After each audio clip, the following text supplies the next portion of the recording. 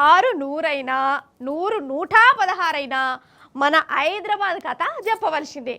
నిన్నయాల నేనే దండ్లాడినా పట్నంలో నేనే గోసపడ్డా.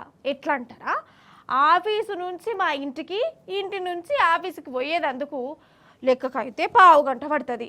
సరే, ఎక్కువ 20 నిమిషాలు కూడా దాటది. కానీ ఇప్పుడు ఎంత టైం అవుతుందో ఎరికేనా, గంట గంటన్నర. ఇక వాన పడ్డప్పుడైతే ఇంటికి ఎన్నడు పోతానో నాకే తెలియదు.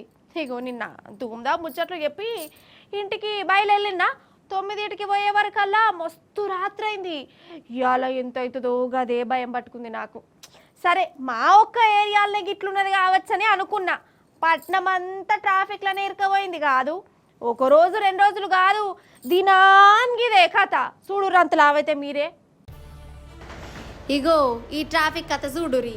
ఈ వీడియోలు ఎప్పటియో అనుకోగల, మళ్ళా షేపాటోలు చూసి ఈ పాత వీడియోలు ఇప్పటి కాదు అని అన్నా అంటారు. ఇవి ఇయాల్టియే, లేటెస్ట్యే. రోడ్డంతా జాము. ఒక్క రోడ్డు 2 రోడ్లన్నీ కూడా కాదు, పట్నం అంతా ఇదే కథ. ఇంట్లోకి వెళ్ళి ఎటన్నా బయటికి వెళ్ళినామంటే ఇక మళ్ళీ ఎన్నడు వాపస్ ఇంటికి వస్తామో ఆ బ్రహ్మదేవుడు కూడా చెప్పలేడు. గట్ల నడుతుంది మరి మన పట్నంలో ట్రాఫిక్.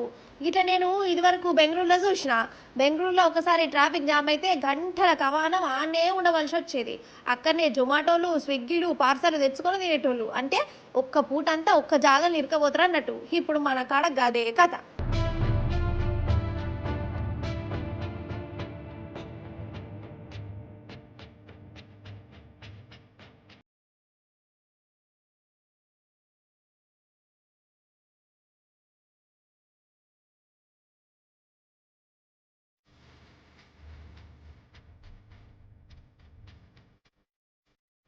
నిజం చెప్పురోల్లా, ఇది వరకు గిట్లుండేనా? ట్రాఫిక్ అనేది ఏన్నైనా అప్పుడప్పుడు ఉంటుంది.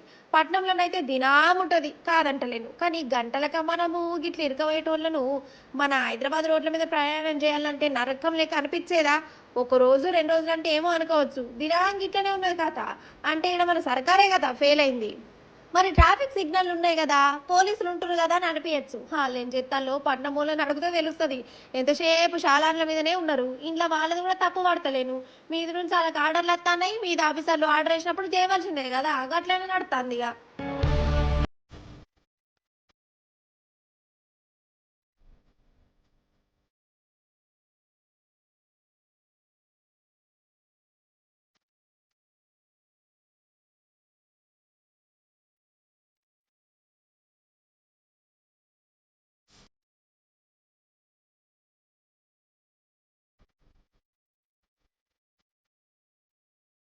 మరి బీఆర్ఎస్ ప్రభుత్వం ఉన్నప్పుడు కూడా ట్రాఫిక్ ఉన్నది, కానీ గింతగనం అయితే నేను ఎన్నడూ చూడలే. వానబడ్డా అప్పటికప్పుడు మున్సిపాలిటీలు పని మీద పడేటోళ్ళు.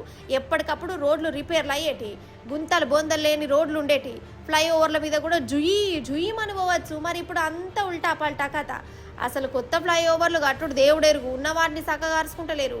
ఇక రోడ్లు అయితే ఎంత ఖరాబ్ అయినాయో, ఈడ దినాం తిరిగేటోళ్ళని అడిగితే వాళ్ళే చెప్తారు. కమస్కం అంబులెన్స్లు పోయేందుకు కూడా తొవ్వసక్క లేని పరిస్థితి. ఇక సీఎంఓ మంత్రులు రోడ్డంబడి పోతురంటే ఇక అటుకెళ్ళి ప్రయాణం కట్టేటోళ్ళకు నరకం అంటే నరకమే పోరి. ఎక్కడికక్కడ ఆపేషుడు. ఓదికు పట్నం జనాభా పెరుగుతూనే ఉన్నది. మరి దానికి తగ్గట్టు పనులు కూడా నడవాలన్నా అద్దా. 7 దాన్ని ఇడిచిపెడితే జనాలు కూడా ఎక్కడికక్కడనే అయిపోతారు. ఇంత ఘోరమా అసలు? నిజం చెప్తున్నా, ఈ ట్రాఫిక్ చేయబట్టి హైదరాబాద్లో ఉండే బదులు సపడే ఊర్లలోకి పోయి ఒక షిత్తం చేసుకుని నయం అనిపిస్తుంది.